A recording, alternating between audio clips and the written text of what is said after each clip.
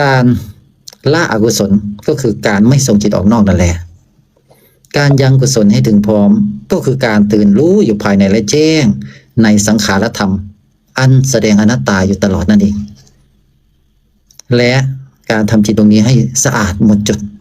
ก็คือการที่จิตตรงนี้ได้ตื่นและรู้แจ้งว่าไม่มีรูปหรือนามอันเป็นเราเลยทั้งรูปและนามมันเป็นแต่เพียงอาการปรุงแต่งทั้งสิ้น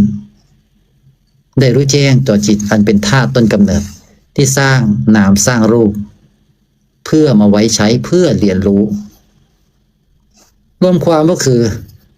การละอกุศลการยังกุศลให้ถึงพร้อมการทำจิตให้หมดจดนี้มันเป็นคำสอนที่พระพุทธเจ้าทุกพระองค์ย่อมสอนเป็นปกติเป็นธรรมดาแม้แต่ผู้ที่แจ้งบริบูรณ์แตกฉานในธรรมผู้ที่ตั้งสัจจะว่ามาทำหน้าที่รื้อสัตว์กลสัตว์ก็ด้วยย่อมสอนแต่เรื่องอนัตตาธรรมทั้งสิ้นย่อมสอนให้ตื่นรู้อยู่ภายในทั้งสิ้นอย่าส่งจิตออกนอกใครก็ตามที่ยังส่งจิตออกนอกวุ่นวายแต่กับเรื่องข้างนอกนี่คือผู้ที่แสวงหาอกุศลจิตลักษณะนี้ย่อมทุกข์ย่อมเวียนว่ายอยู่ในวัฏฏะฟังให้ดีนะ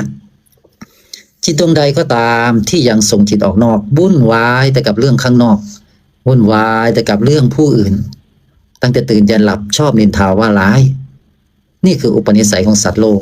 เป็นจิตที่แสวงหาอกุศลจิตแบบนี้ย่อมมีแต่ทุกข์ทั้งกลางวันและกลางคืนย่อมมีแต่เรื่องวุ่นวายย่อมมีวิบากย่อมร้องไห้เพราะความที่ไม่เป็นดังใจ